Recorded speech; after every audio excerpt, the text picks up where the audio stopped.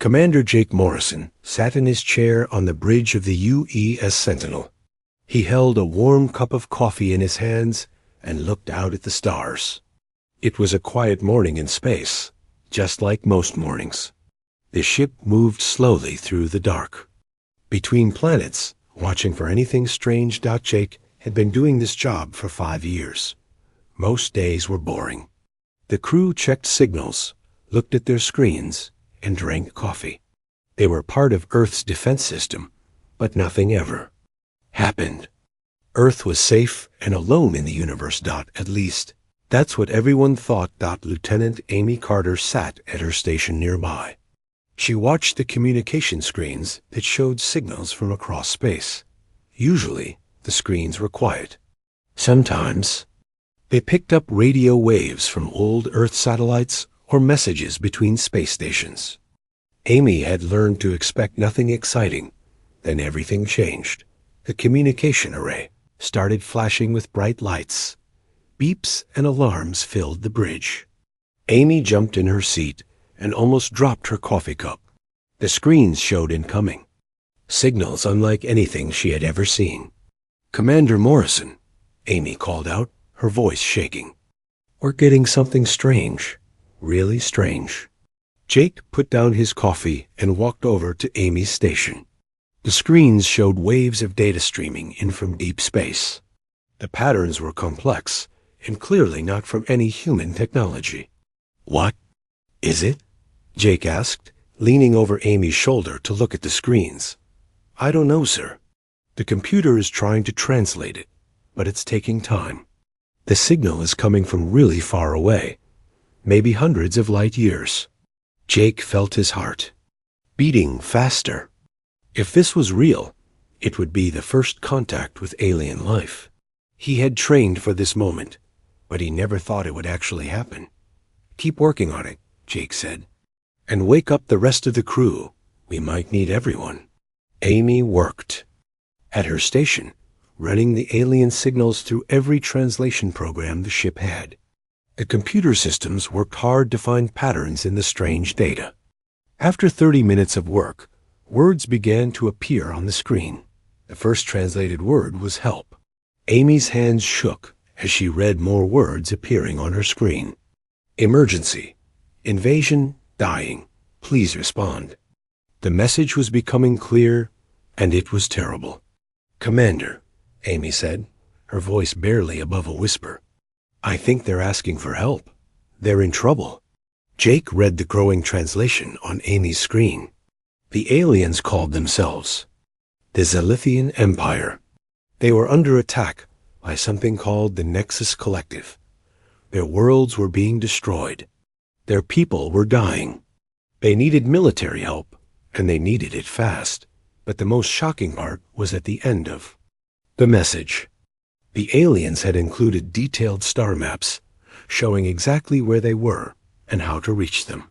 They had also included information about their attackers and their own military forces. "Why would they send this to us?" Jake asked. "We've never talked to aliens before. How do they even know we exist?"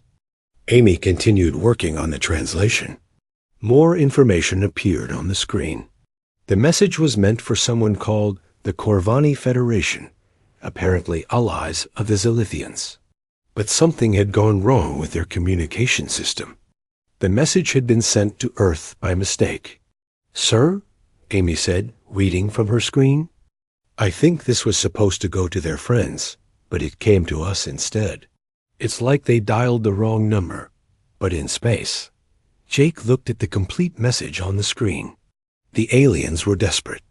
They had maybe days before their entire civilization was destroyed. They thought they were asking their allies for help, but instead they had accidentally asked a species they had never heard of. Captain Steve Williams, the commanding officer of the Sentinel, arrived on the bridge. He had been sleeping when the alarm started. He looked at the screens and listened as Jake explained what they had found. "This is real?" Captain Williams asked. "These are actually aliens asking for help?" "Yes, sir," Amy said. "The translation is complete. They're being attacked by something called the Nexus Collective. Their homeworld is under siege. They need immediate military assistance. Captain Williams was quiet for a long moment. He looked at the star maps the aliens had sent. The journey to reach them would take weeks, even with Earth's fastest ships.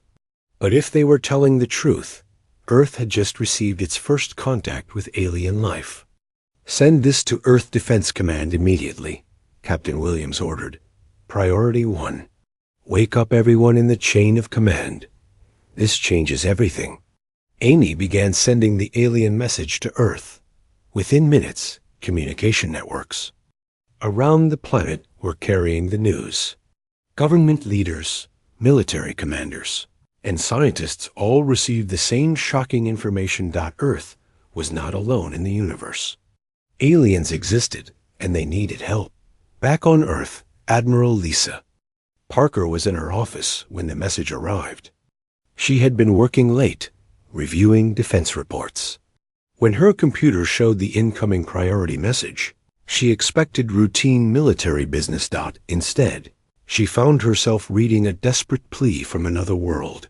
Admiral Parker read the message 3 times to make sure she understood it correctly.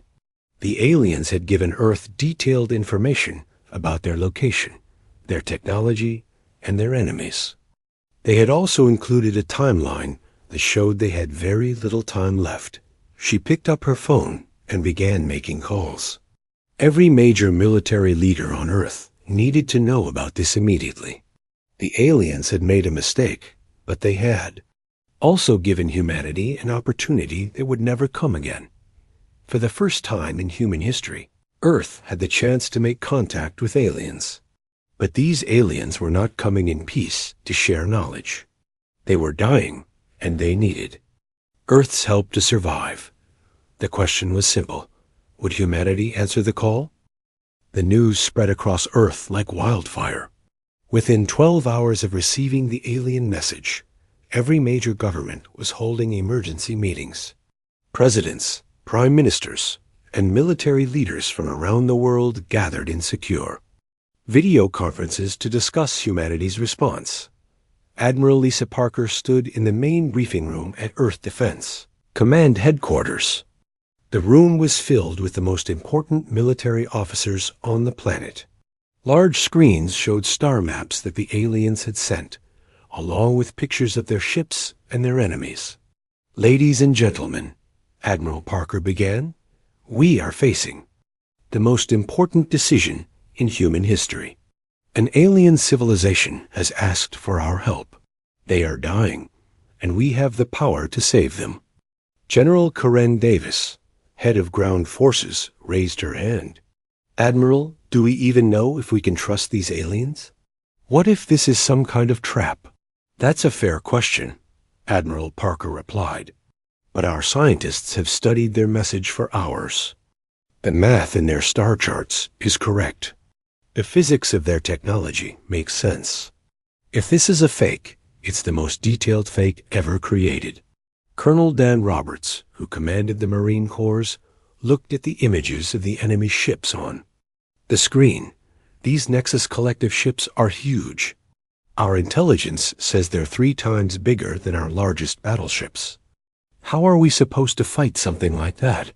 Dr. Paul Martinez, the head scientist studying the alien message, stepped forward. The aliens included detailed information about their enemies. The Nexus Collective appears to be a species that consumes entire planets.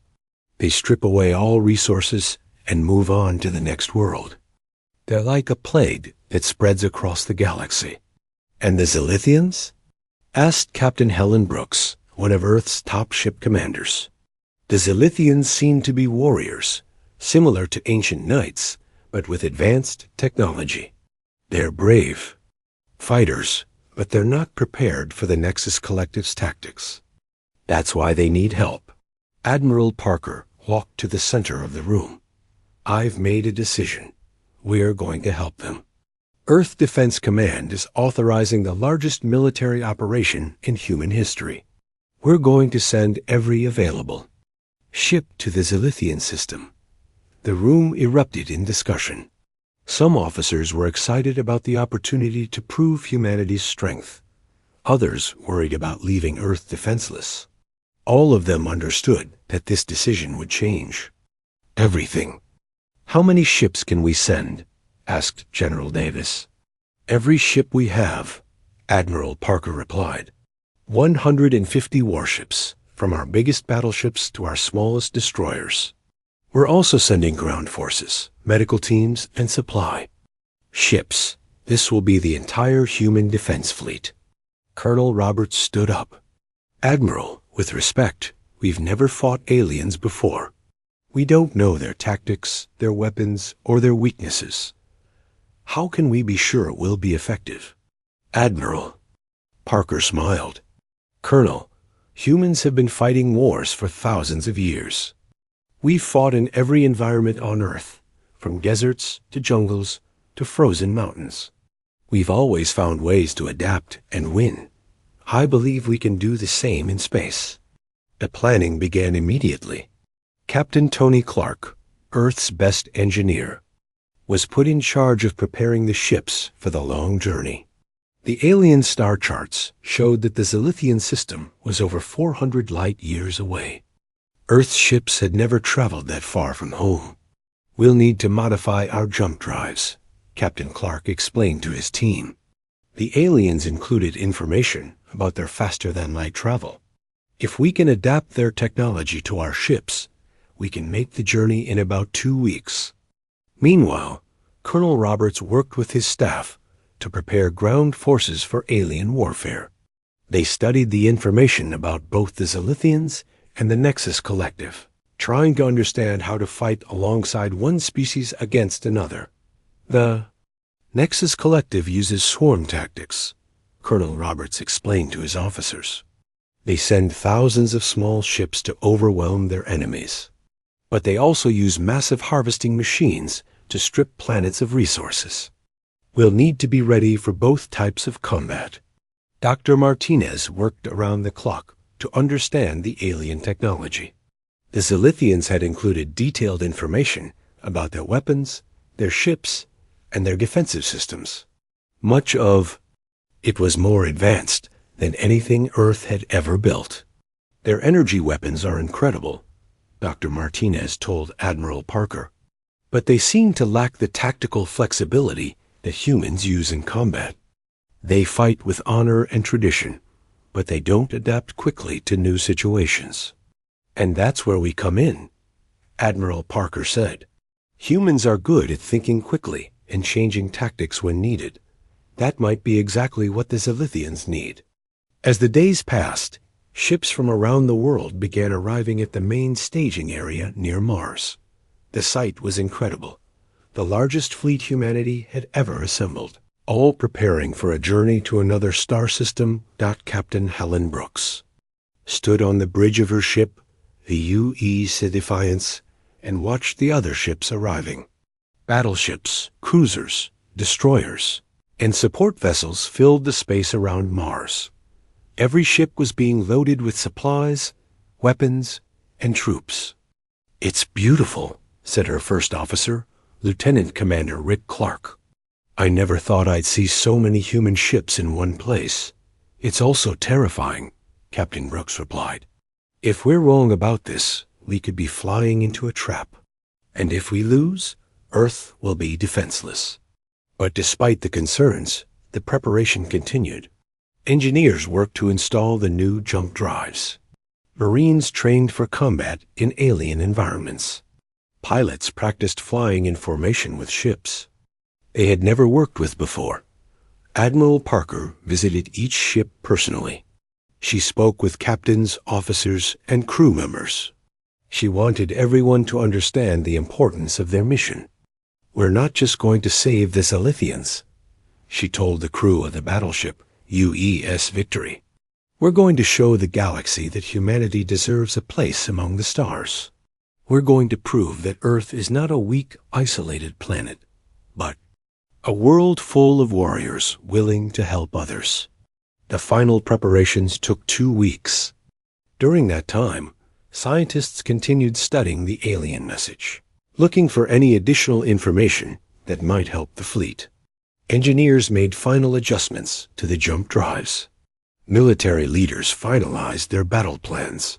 On the day of departure, Admiral Parker stood on the bridge of the flagship U.E.'s Victory. Around her, the largest fleet in human history prepared to leave the solar system. Every ship was ready. Every crew member understood their mission. "This is Admiral Parker to all ships," she said over the communication system. "Today, we leave Earth not as explorers, but as warriors. We go to fight for people we have never met in a place we have never been. We go because it's the right thing to do." She paused, looking out at the stars. Humanity has always been at its best when helping others. Today, we help an entire alien civilization. Let's show the galaxy what humans can do. All ships, prepare for jump. The fleet disappeared into hyperspace, leaving Earth behind and heading toward their first contact with alien life. The journey to the Zilithian system would take 2 weeks, but the real adventure was just beginning. The human fleet dropped out of hyperspace at the edge of the Zilithian system. What they saw made every crew member stop and stare. The Zilithian homeworld was a beautiful blue and green planet, but it was surrounded by death and destruction. Massive alien ships filled the space around the planet.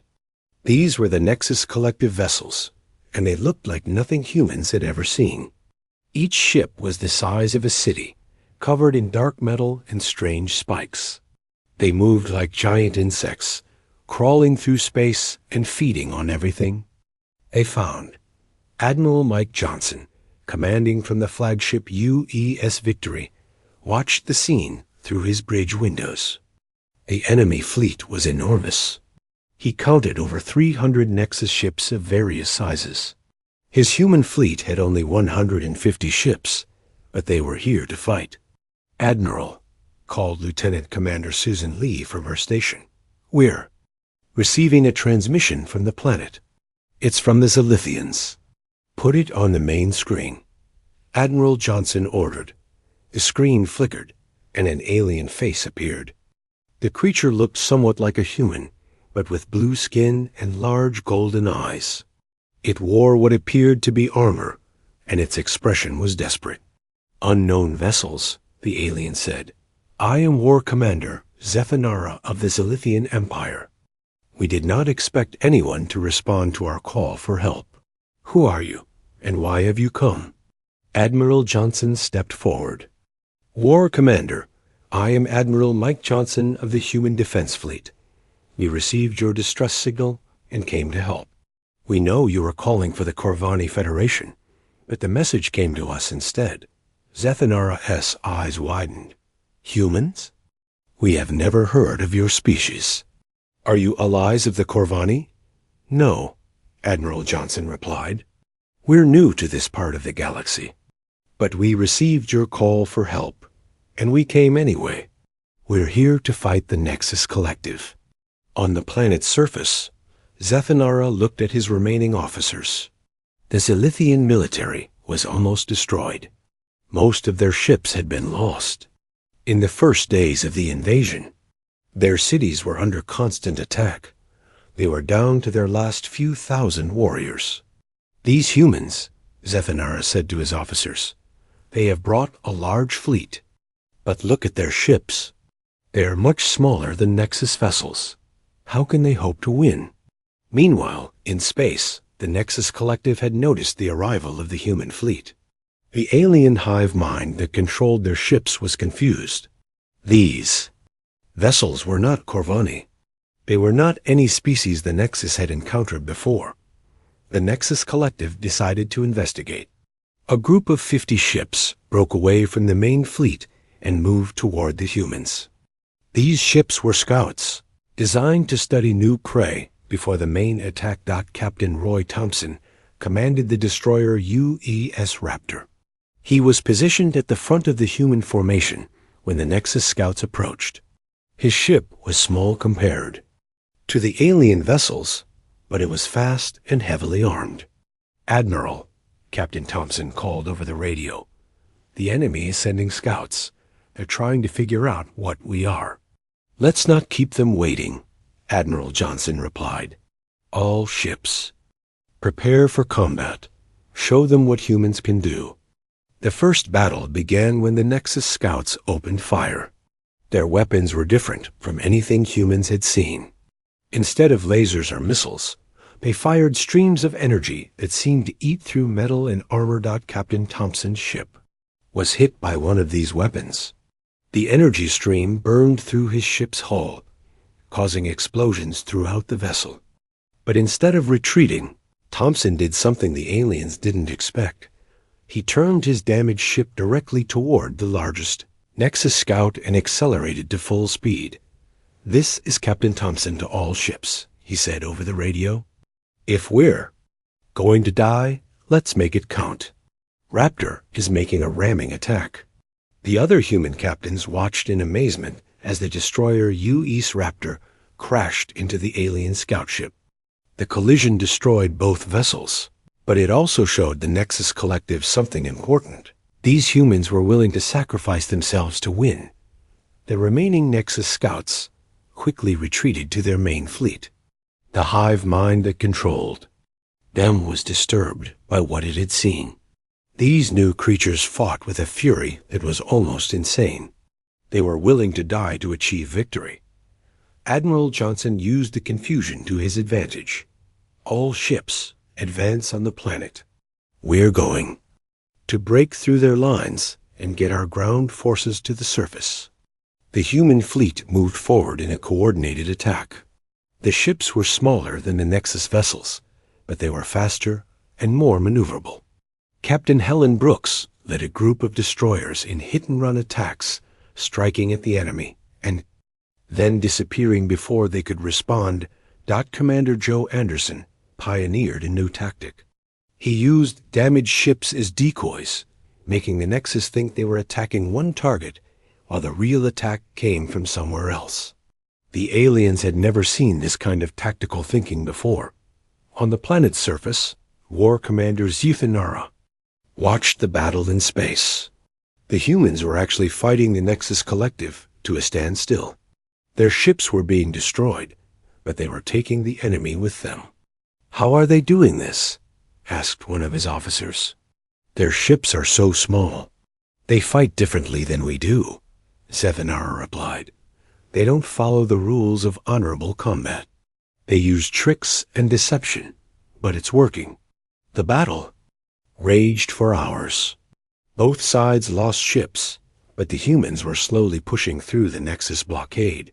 Finally, Admiral Johnson saw his opportunity. All transport ships prepare for planetary assault. We're going to land our ground forces and help the Zilithians fight on the surface. Hundreds of small ships broke away from the main fleet and headed for the planet. These were the landing craft, filled with human soldiers ready to fight alongside. The Zilithians. Colonel Dan Roberts commanded the first wave of ground forces. As his ship entered the planet's atmosphere, he looked out at the burning cities below. The Nexus Collective had been strip mining the planet for resources, leaving huge scars in the landscape. This is Colonel Roberts to all landing forces. He said over the radio, "We're going in hot. The Zilithians are waiting for us at the primary landing zone. Let's show these aliens what human soldiers can do." The landing ships touched down in a valley near the Zilithian capital city. As the doors opened, human soldiers poured out and took up defensive positions. They were immediately met by a group of Zilithian warriors. War Commander Zethanara was among the Zilithians who met the humans. He was amazed by what he saw. These human soldiers were smaller than Zilithians, but they moved with incredible speed and efficiency. Their weapons were different, but they seemed to know exactly how to use them. "War Commander," said Colonel Roberts, walking up to the alien leader, "we're here to help. What do you need us to do?" Zethanara looked at the human colonel. These aliens had traveled hundreds of light years to help a species they had never met. They had fought through a massive enemy fleet to reach the planet. Now they were ready to fight on the ground as well. "Colonel Roberts," Zephaniah said, "we have been fighting the Nexus Collective for 10 days. They have harvesting machines throughout our cities. If we can destroy those machines, we can stop them from strip mining our world." "Then that's what we'll do," Colonel Roberts replied. "Show us where these machines are, and we'll take them out." As the human and Zilithian forces prepared to work together, the battle in space continued. The Nexus Collective was bringing more ships from other parts of the galaxy, but the humans were holding their ground. The real war was just beginning, but humanity had announced its presence in the galaxy. They were not just another species to be conquered. They were warriors, and they were here to fight. The battle for the Zilithian homeworld had been raging for 6 days. Human and Zilithian forces worked together on the planet's surface, while the space battle continued overhead. Both sides had lost many ships, but neither was willing to give. Colonel Dan Roberts crouched behind a pile of rubble in what used to be the Zilithian capital city. Next to him, War Commander Zethanara pointed at a massive machine in the distance. The Nexus harvesting device was as tall as a building and covered in mechanical arms that tore apart everything they touched. "That machine has been destroying our city for 3 days, Zephaniah explained. "It breaks down our buildings and turns everything into raw materials for the Nexus ships. We've tried to stop it, but our weapons can't penetrate its armor." Colonel Roberts studied the machine through his binoculars. It was protected by dozens of smaller Nexus creatures that looked like metal spiders. These guardians would attack anything that got close to the harvesting device. "We need a new approach," Colonel Roberts said. "Our direct attacks aren't working, but humans are good at finding creative solutions." Sergeant Nina Walsh, one of Roberts' best soldiers, had been listening to the conversation. She was a demolitions expert who had joined the mission specifically to blow up enemy equipment. "Colonel," Sergeant Walsh said, "what if we don't attack the machine directly? What if we attack the ground underneath it?" Roberts looked at her with interest. "Explain."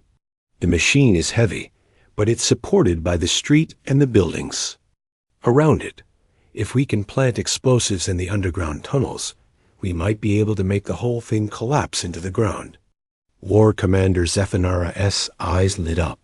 "The old subway tunnels. We built them centuries ago, but they're still there. They run directly under that area." Colonel Roberts smiled. "Sergeant Walsh, that's exactly the kind of creative thinking we need. Take a team and get those explosives in place." While the ground forces worked on their plan, the space battle continued above them. Admiral Mike Johnson had developed new tactics that the Nexus Collective couldn't understand. His ships worked in small groups, attacking from multiple directions and disappearing before the enemy could respond. Commander Joe Anderson had become famous throughout the fleet for his ghost ship strategy. He would take damaged ships and use them as decoys, making the Nexus think they were attacking one target while the real attack came from somewhere else. "The enemy is getting confused," Anderson reported to Admiral Johnson. "They're designed to fight large battles with lots of ships, but our small group tactics are making them waste their firepower." Captain Helen Brooks, commanding the U.East Defiance, had spent the last 6 days leading hit-and-run attacks on enemy supply lines. Her ship was fast and carried powerful weapons, perfect for quick strikes. "Admiral," Captain Brooks reported, "I've been tracking the enemy supply ships. They're bringing resources from the planet to their main fleet. If we can cut off those supplies, we can starve them out." Admiral Johnson approved the plan. "Take a squadron of destroyers and attack their supply lines, but be careful. Don't get trapped by their larger ships." Meanwhile, on the planet's surface, Dr. Janet Kelly was making an incredible discovery. She was a scientist who had volunteered for the mission to study alien technology. While exploring the ruins of an ancient Zilithian city, she found something that would change the entire battle. War Commander Zethanara, Dr. Kelly called over her radio. You need to see this. I found something in the old part of your city. Zethanara met Dr. Kelly at the entrance to an underground chamber. Inside, they found massive weapons that had been built centuries ago. These were orbital defense platforms designed to protect the planet from space attacks. We built these long ago, Zethanara explained, but we stopped using them when we thought the galaxy was at peace. They've been turned off for over 200 years. Dr. Kelly studied the ancient weapons. Despite their age, they were incredibly advanced. Can we turn them back on? I don't know, Zethanara replied. The technology is old, and many of our engineers are dead. But maybe, with your help, ... Dr. Kelly and a team of Zilithian technicians worked for hours to understand the ancient defense systems. The weapons were powered by massive crystals that drew energy from the planet's core. If they could be reactivated, they would be more powerful than anything currently in the battle. I think I understand how this works, Dr. Kelly said after studying the control systems. But we'll need to work together. I can help with the power systems, but you'll need to handle the targeting. As they worked on the defense platforms, Sergeant Walsh and her team were crawling through the subway tunnels beneath the city. They carried powerful explosives that could destroy the Nexus harvesting machine. This is harder than I thought, Sergeant Walsh whispered to her team. The tunnels are full of Nexus creatures. They're like metal rats, crawling everywhere.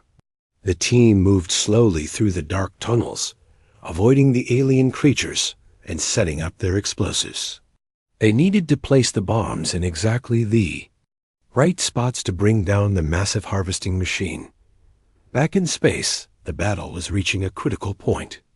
The Nexus Collective had called in reinforcements from other star systems. More of their massive ships were arriving every hour. The human fleet was fighting bravely, but they were being overwhelmed by sheer numbers. Admiral, reported Captain Brooks, we're running out of ships. The enemy keeps bringing in more forces. We can't hold out much longer. Admiral Johnson looked at the tactical display. The human fleet had started with 150 ships. After 6 days of fighting, they had less than 100 left. The Nexus Collective still had over 400 ships in the system. We need something to change the balance, Admiral Johnson said. We can't win this by normal means. That's when Dr. Kelly's voice came over the radio from the planet's surface. Admiral Johnson, this is Dr. Kelly. We found ancient Zilithian orbital defense platforms. If we can get them working, they might be able to help in the space battle. How long do you need? Admiral Johnson asked. Give us 2 more hours, Dr. Kelly replied. And we'll need you to protect the planet during that time. The Nexus is trying to destroy the power stations that feed the defense platforms. Admiral Johnson made a decision that would determine the fate of the battle. All ships, new orders. We're going to protect the planet for the next 2 hours, no matter what it costs. The Zilithians are bringing their ancient weapons online, and we need to give them time. The human fleet moved into a defensive formation around the planet. Every ship prepared for the hardest fighting they had ever faced. The Nexus Collective, sensing that something was happening, sent their entire fleet to attack the humans. On the planet's surface, Sergeant Walsh and her team reached the target area beneath the harvesting machine. They could hear the massive device working above them, tearing apart the city.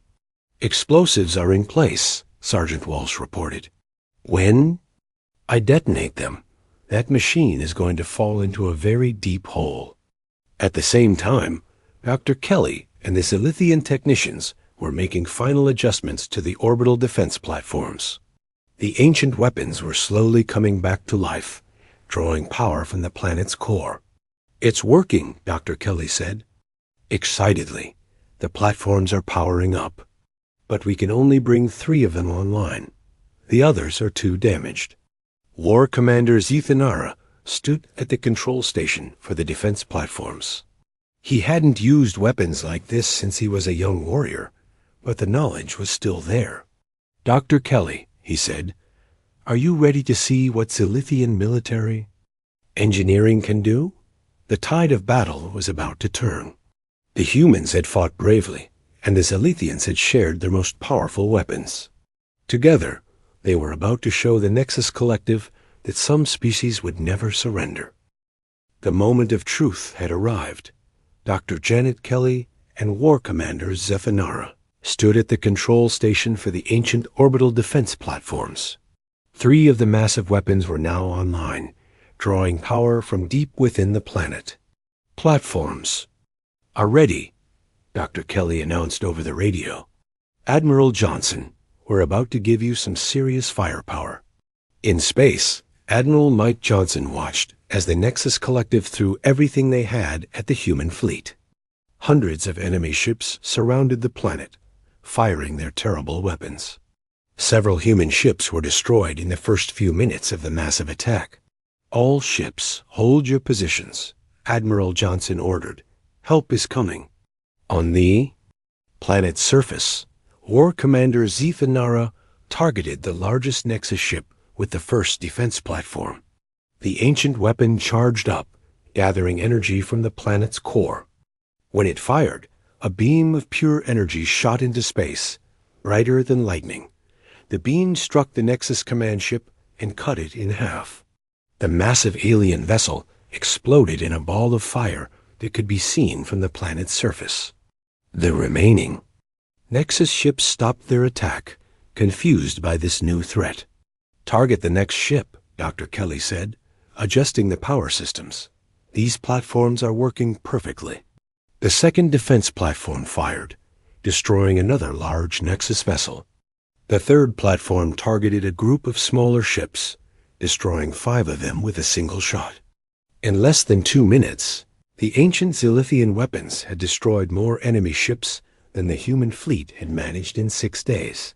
But the Nexus Collective was not finished. The alien hive mind that controlled their forces realized that the planetary weapons were the real threat. They began targeting the defense platforms with everything they had. "They're trying to destroy the platforms," Zethanara reported. "Their ships are coming straight at us." Admiral Johnson saw the danger. "All ships, protect the planet. Don't let them get close to those weapons." The human fleet moved to intercept the attacking Nexus ships.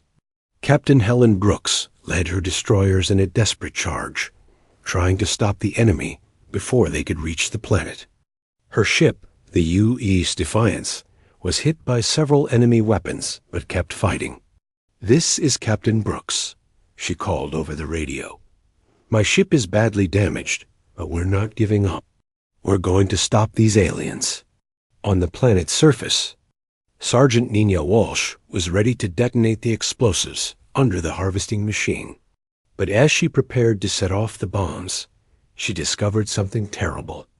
"Colonel Roberts," she called over her radio, "the harvesting machine isn't just taking resources from the city.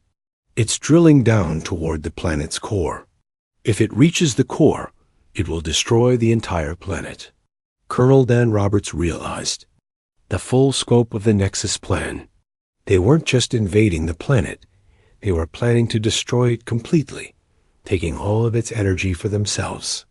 "Sergeant Walsh, can your explosives stop the drilling?" "I don't know, sir. The machine is deeper than we thought. My explosives might not be enough." That's when Lieutenant Emma Torres, another demolitions expert, spoke up. "Sergeant Walsh, what if we take the explosives down into the drill shaft itself? If we can detonate them inside the machine, we might be able to destroy it from within." It was an incredibly dangerous plan. The drill shaft was filled with Nexus creatures, and whoever went down there might not come back up. But it was their only chance to save the planet. "I'll do it," Lieutenant Torres said. "I'm smaller than the rest of you, and I know explosives better than anyone." Colonel Roberts didn't want to send anyone on a suicide mission, but he knew they had no choice. Torres, if you're going to do this, you need to be fast. The drilling machine is getting closer to the core every minute. Lieutenant Torres took the explosives and began climbing down into the drill shaft. The walls were covered with alien machinery, and she could hear the sounds of Nexus creatures all around her. But she kept moving, determined to save the planet. Meanwhile, in space, the battle was reaching its climax. The Nexus Collective had decided that if they couldn't have the planet, no one could. They were preparing to use their most terrible weapon, a planet-cracking device that would split the world in half. Captain Sam Mitchell, commanding the cruiser U.E.'s Thunder, saw the massive Nexus weapon being prepared. It was larger than any ship in either fleet, and it was moving toward the planet like a mechanical moon. Admiral Johnson, Captain Mitchell, called over the radio, "They're bringing up something huge. It looks like they're going to try to destroy the entire planet." Admiral Johnson studied the tactical display. The planet-cracking device was protected by hundreds of smaller ships.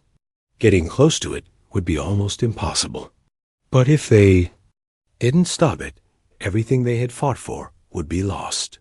All ships were going to make one final attack, Admiral Johnson announced. "We're going to stop that weapon, no matter what it costs." The human fleet gathered for their last charge. Many of their ships were damaged, and they were vastly outnumbered. But they had come too far to give up now. Down in the drill shaft, Lieutenant Emma Torres had reached the heart of the harvesting machine. The alien device was massive, with spinning blades and energy conduits that pulsed with power. She could see that it was only minutes away from reaching the planet's core. "Colonel Roberts," she called over her radio, "I'm at the target. I can see the main power core of the drilling machine. If I detonate all the explosives here, it should destroy the entire device. Torres, can you get out of there after you set the charges?" Lieutenant Torres looked around at the alien machinery surrounding her. The shaft was collapsing as the machine dug deeper, and Nexus creatures were climbing toward her position. "No, sir, if I'm going to do this right, I have to stay here and manually detonate the charges. The timer won't work with all this alien interference." Colonel Roberts felt his heart sink. Torres was one of his best soldiers, and she was volunteering to sacrifice herself to save the planet. "Torres, are you sure about this?" "Yes, sir. These aliens think they can destroy entire worlds and get away with it. Let's show them they're wrong." In space, the human fleet began their final attack on the planet-cracking weapon. Captain Mitchell led the charge, flying his cruiser directly at the massive device. Enemy fire filled the space around him, but he kept going. "This is Mitchell. To all ships," he called over the radio, "follow me in. We're going to crash land on that weapon and fight our way to its core." It was the most desperate plan anyone had ever attempted. The humans were going to land their ships on the alien weapon and fight hand-to-hand inside it. But desperate times called for desperate measures. Captain Mitchell's ship was the first to reach the planet-cracking device. He crashed his cruiser into the side of the alien weapon and led his crew in a boarding action.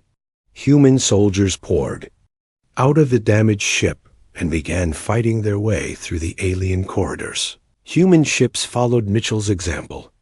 Captain Brooks crash-landed her destroyer on another part of the weapon. Admiral Johnson himself led a boarding party from the flagship U.E.S. Victory. Soon, dozens of human soldiers were fighting inside the alien device. The fighting was brutal. The Nexus creatures were strong and had deadly weapons. But the humans had something the aliens didn't understand. They were fighting for their friends and allies. They were fighting to save an entire world deep inside the planet, Lieutenant. Torres prepared to detonate her explosives. She could hear the drilling machine getting closer to the core.